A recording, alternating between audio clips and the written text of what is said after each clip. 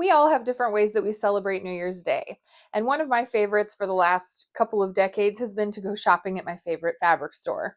They put the entire store 40% off on New Year's Day and on the 4th of July. It's been a little while since I went, so this time I decided to pack you up and take you with me. So let's go fabric shopping at the sewing studio in Maitland, Florida.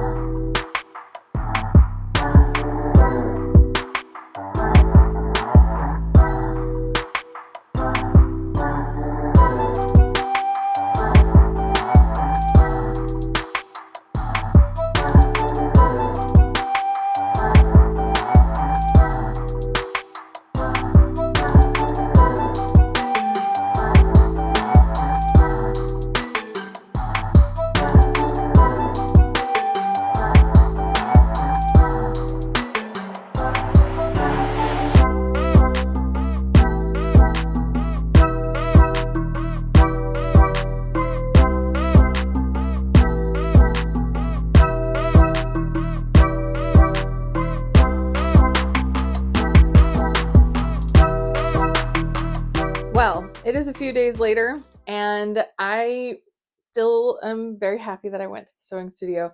We made a little bit of a day of it. I went with my mom and my husband. This store is about an hour away from where I live, so it's not super handy, but it's not incredibly inconvenient either. It's kind of just far enough away that unless I have something extremely specific that I need to get from them, I don't usually make the trip. But when you start talking that their whole store is 40% off, I'm willing to make that little bit of a journey. In previous years, my mom and I have gone first thing in the morning. We have waited in the line to get in. It tends to be a very busy event.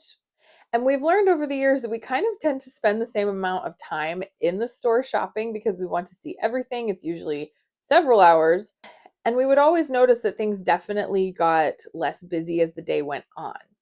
This year, since we didn't have anything super specific that we needed as to why we were going, we were more just going because it feels like a tradition. It feels like something that we always do, and we hadn't done it in a while. But because we didn't need anything super specific, we were okay with leaving at a leisurely hour. We slept in. I brought my kids over to my parents' house so they could play with my dad, and then we left. We got to the sewing studio probably around 2:30 to 3 o'clock. This does mean that we stayed until they closed at 5. But it did mean that it was a much more leisurely shopping experience. When I first got there, there was an incredibly long line to check out, all the way down the front room. When it was time for us to leave, there were very few people in that line. Previous years, I have always been trying to maximize the most high quality fabric that I could get for my money. I was on a very tight budget, and so it was always a bit of a splurge to go to the sewing studio at all. And I wanted to make sure that I got the most that I possibly could for all the money that I brought with me. This year, I was not on as strict of a budget. That's not to say that I was willing to go absolutely insane. I did want to keep it reined in, but I was going for quality of how I felt about the fabric and my excitement level about it versus the quantity of how much fabric I could get for my money. That does not mean that I got a small stack. As you can see, I still came away with quite the stack of fabric, but these are all pieces that I am very excited about. And so I wanted to use this as an opportunity to kind of get re-inspired with sewing. It's been over a year since I sewed anything other than basic repairs or alterations to clothes that just needed a tweak. And it's not even that I don't have fabric in my stash that I could work with. It's just sometimes it's nice to have something fresh that gets you really excited about making it. And then once I've taken that step in, it's kind of all downhill from there.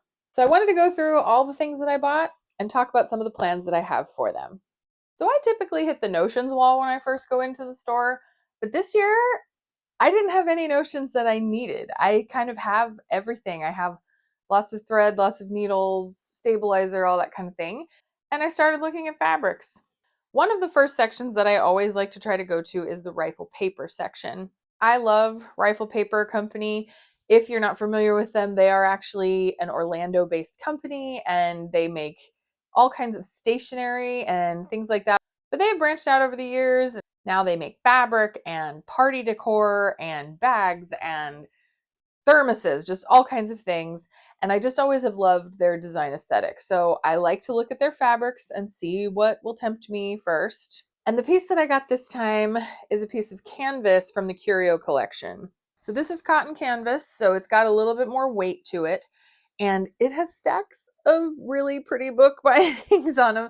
And they're all books that I like. There is Gulliver's Travels, Legends of King Arthur, Wizard of Oz, Velveteen Rabbit, Heidi, Nursery Rhymes, Humpty Dumpty, Little Women, Jack and Jill, Beauty and the Beast, just a variety of classic stories that I have enjoyed for a really long time. I'm a very avid reader, and so I like to represent books in other ways in my life. That said, I just I thought about it. I thought about making a skirt or something out of this, but I don't know. I just wasn't quite feeling it. So I bought 1 yard because what I really knew I wanted to make was at least a knitting bag.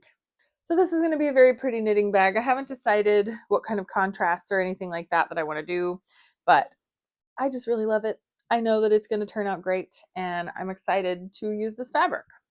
One of the next pieces that I got was what I know will look incredibly boring on this video, but this is an Essex linen, which is a linen cotton blend. And I have made other things in Essex linen before. It makes fantastic clothing, but they only had this piece left, which happens to be 1.25 yards. This color is called sand. So it's just a nice yellowish off-white kind of color. And I don't entirely know what I'm going to use this for. I know it'll make a really good contrast compared to some of the other Essex linens that I have, but it is also great for things like bags and other quilting cotton type of projects. So who knows, this might be a contrast or a lining for this knitting bag that I want to make, but I know that it will be used and it was already in the clearance, so this was a very inexpensive cut of fabric. And I'm thinking for this knitting bag that I will make my faux field bag.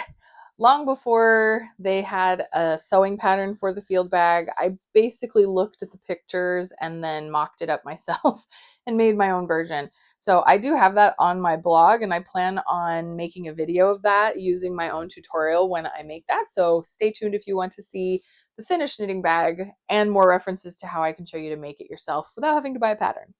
This next piece of fabric is what I sort of call my husband's consolation prize. My husband likes fun clothing as well, which is really fun, honestly, because, most guys dress so boring. My husband likes fun shirts and all kinds of things. So when we saw this neon pastel printed sardine fabric, it just had to be a button-down shirt.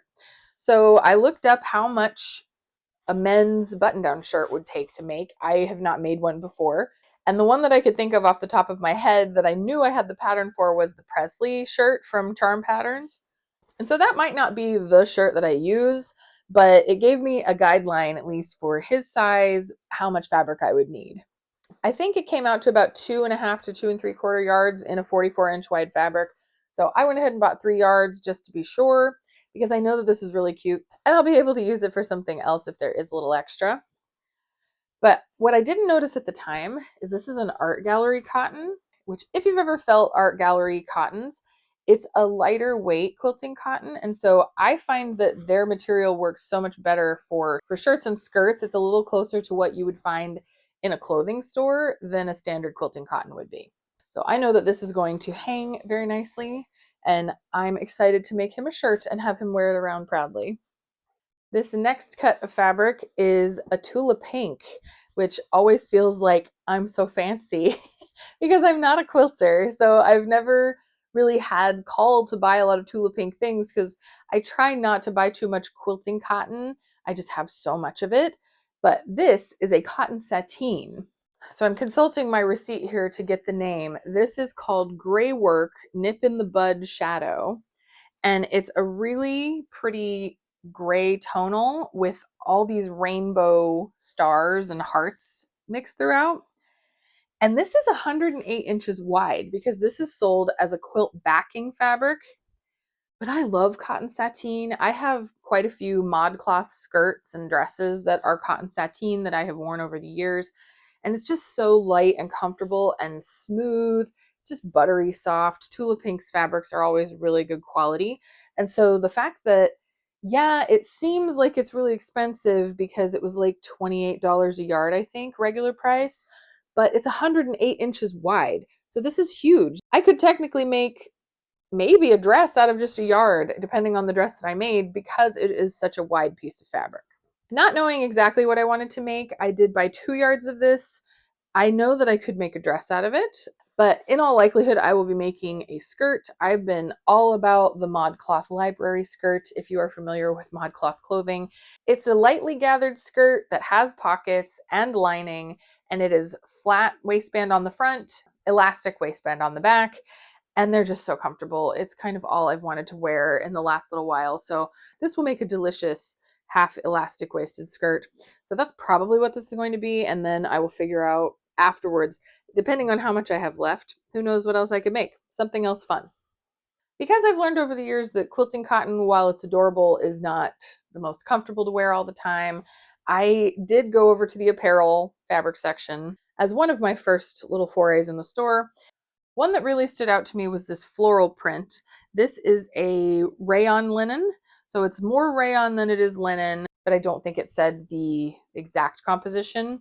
It's nice and drapey though, and it has that linen-y texture. So this is another fabric that I've learned I really enjoy wearing over the years. They had this same floral print in several different colorways. At first, I had picked one that was like a pink base and it had more of a brown tone in there.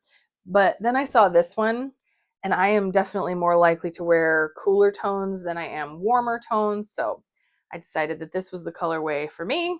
And again, not being entirely sure if I wanted to make a dress or make a skirt or maybe both, I bought 3 yards of this. It is wider though. This is like 55 to 60 inches wide. So I'll be able to make at least 1 or 2 items out of this cut of fabric. Also near the apparel fabrics were the knit fabrics. And I did at first look at the clearance section of knit fabrics. This one wasn't in it, but I found it and it was already discounted too. It just didn't get put back in that section. So this is an Avalana knit. I believe it was from Stoff Fabrics. And at first, it's just a really pretty floral, right? But then the closer I looked, the more birds started to jump out. So there's a peacock here. There's a hummingbird here. Here's, I believe, a pheasant. So there's all kinds of birds mixed in with these flowers, and it's my favorite background color, this minty green, and I knew that this was just going to make a fantastic t-shirt. It's very, very soft, so I'm excited to wear this, honestly. And just to be safe, since I didn't know exactly what t-shirt I wanted to make, I got 2 yards of it. I'm kind of thinking that I'm going to do my favorite Jennifer Lauren handmade t-shirt, which, oh my gosh, I'm blanking on the name of. It's gonna be pictured right over here because I really like that high slit neck and the 3/4 sleeves. So I think that that would really show this pattern off, but we're gonna see. I've got plenty of fabric here and I can definitely decide which pattern I want to use as I go. And then this fabric actually started as kind of a joke because I'm like, wow, this is kind of ridiculous. It's all these people dressed from the 1920s and 30s eating at bright pink cafe tables. But then I saw the price tag. It was already clearanced. And then I saw that it was an organic knit and I just had to have it. So this is incredibly soft. I love the organic knits that they get. I'm not entirely sure who they get them from or anything like that. There's nothing printed on the selvage, but it was silly. And I thought, you know what? And the longer that I looked at it, the more it grew on me. Like, this will make a really fun shirt. So again, I might make the same shirt. I might make something different. Who knows? But I did get more of this fabric because I was only planning on getting 2 yards.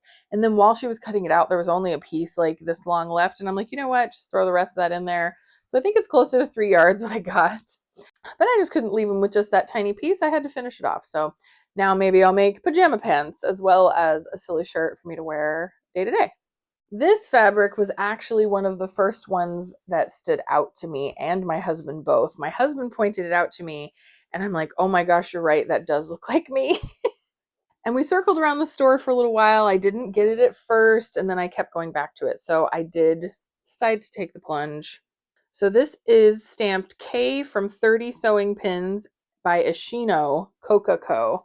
So this is a Japanese canvas print, and it's just the most adorable with these big polka dots and then these cats that occasionally have glasses. It definitely looks like something I would wear. My husband was very right.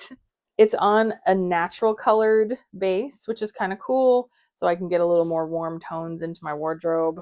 This is definitely going to be a skirt, but I grabbed 3 yards of it because it's 44 inches wide, just not knowing exactly what skirt I want to make. I'm a big fan of the Blue Ginger Doll Peggy skirt pattern. I know that one's no longer available, so I'm so sorry if you're not from the old school, 10, 12 years ago blogging clothes, then you might not have access to that pattern, but it's a really good one. And I have a couple of those skirts I made years ago that I still wear all the time. So I'm leaning into that one for this fabric, but I'll play around with it and see what exactly I want to do with it, but it'll definitely be a skirt. If I have a lot of extra, I would probably make a knitting bag out of this as well because it's adorable. It deserves to be on all the things. This next fabric, I literally bought as a consolation for one that got away. So in the video where I take you through the store, I show a close-up of this amazing ruby star fabric that was navy blue background and had honey bears on it. And as soon as I saw it, I'm like, oh my gosh, where is the yardage of that? Because they only had it in like jelly roll sets and what are those called? Like they're pre-cut squares with pinked edges. I don't quilt, so I'm not sure what those are, but they sell them in a pack where it has the whole collection in like 2 squares a piece. And they had all different sizes. They had tiny squares, they had big squares, but they did not have the yardage. I looked all over. I looked through the entire Ruby Star section. I was looking at the cutting tables to see if anyone else had it, and it just hadn't been put back yet. Anytime I was in the area, I would meander back over where the honey bears were, and it never materialized. I finally asked one of the employees if she had seen it around, and so she looked on their website to see if they had ever had it, and they didn't. They only had it in this like off-white colorway, which was cute, but definitely not the impact of the darker colored honey bears with the navy blue.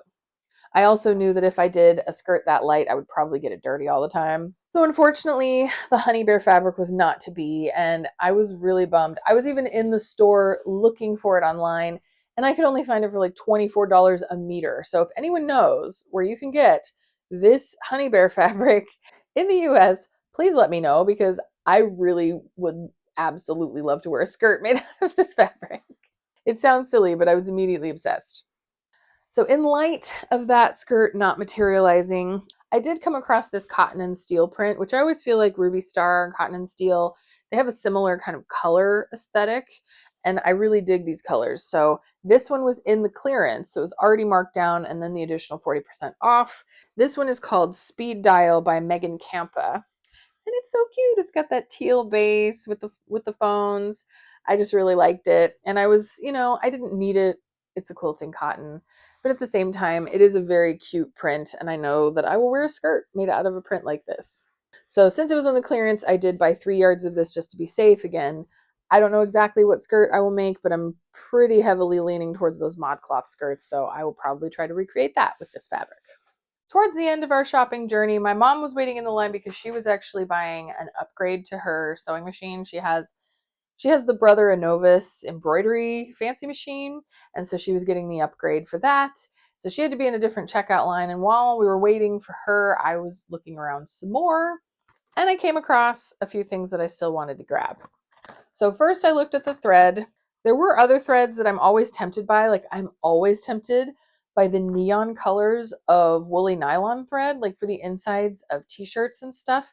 I love to use woolly nylon in the bobbin when I sew t-shirts, but I just didn't have anything specific in mind that I was going to sew that would need a bright neon color. So I did not buy that. But what I did buy that I've been curious about for a while, Madeira thread makes something that does stretch a little bit. And I looked for that at first and they didn't have that, but they had kind of the Coates and Clark equivalent. I've heard of this before. It's called Eloflex. And I have no idea if you'll actually be able to tell what this does, but it's a standard thread with a nice poly sheen, but it has just a bit, like that is actually not thread slipping. That is the stretch that's built into this thread. It can go from here to here. So the idea is if you're sewing something stretchy, that you could still use a straight stitch with a thread like this. Or if you're the type of person that you frequently pop your seams on any kind of garment, these are really good to try to eliminate that problem. So unfortunately, they didn't have white and black left because, I'm sure people in the earlier part of the day got those, but I got this silvery gray and a minty color. The mint one I know is close to the color that I would need to sew this shirt with, so I was just figuring that would be a good opportunity to try this out. And then these other two were just intriguing sounding. This one is just a standard cotton quilting thread, and I'm always curious to try to sew garments with cotton thread. I know that a lot of people tell you don't do it. That's why they make polyester, because the cotton can break easier. But as long as I'm not making something incredibly form-fitting, I don't know. I like the idea that if I'm using a natural cotton fabric, that I could use a cotton thread, and then I'm not adding polyester into the mix, if that makes sense. So I did get a spool of white so that I could give that a try on some of the garments I make. And then this other one was just intriguing sounding. So this is Wonderfill Invisifil, and it's a standard polyester thread, and it doesn't really seem like it's super fine, but apparently it's spun finer and it's designed for when you have to stitch in the ditch. So things that you want the thread to disappear, that's what this thread is supposed to do. So I don't know. It was intriguing and I thought it was a fun opportunity to give a try to something that I'd never heard of before.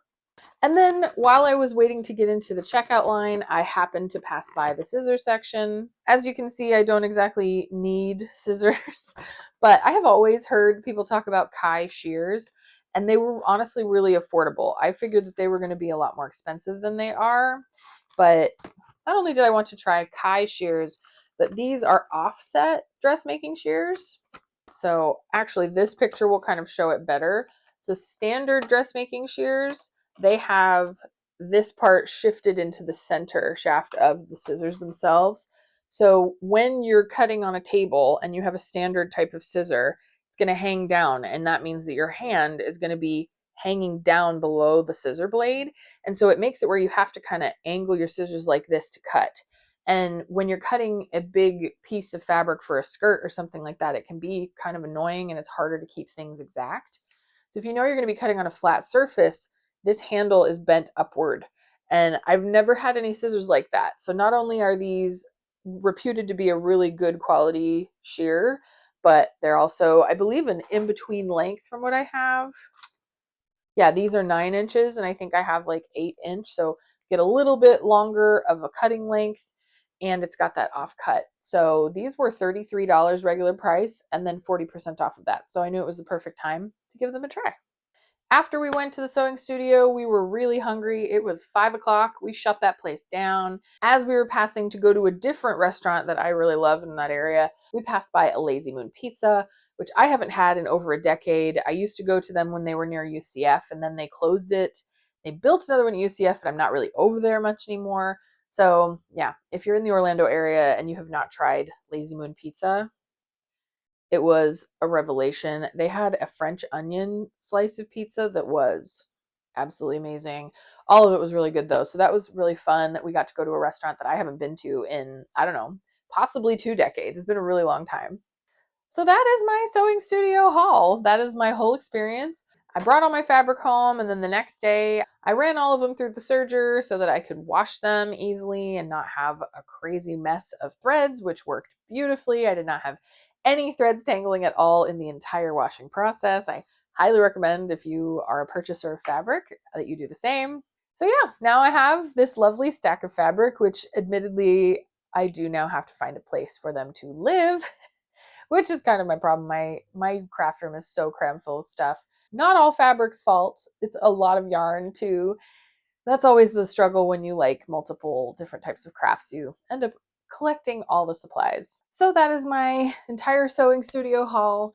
If you happen to be in the Orlando area and you are a fabric purchaser like myself, I highly recommend going to the sewing studio. It's a family owned business. They've been around for a really long time and they stock absolutely beautiful fabrics. And then when they do this sale, it just makes it the cherry on top. It is a lovely place to go, really friendly people. I've always had a really good experience every time I've gone. And this is in no way affiliated with them at all. They don't know me other than just being a random customer who comes to their big sales. That is all I have for you today. I hope that you enjoyed this little trip blog, seeing what I got, all that kind of thing. If you did enjoy this, please do give me a thumbs up and subscribe if you would like to stick around and see more. I will be making things with these fabrics. If you want to see that come to fruition, then subscribe and you'll be notified as soon as I post anything about those projects. But until next time, I hope that you had a wonderful start to your new year. I hope for you as well that it'll be a year of making all the fun things that you want to. And until next time, I'll be here with my stack of fabric, figuring out what it is that I want to make.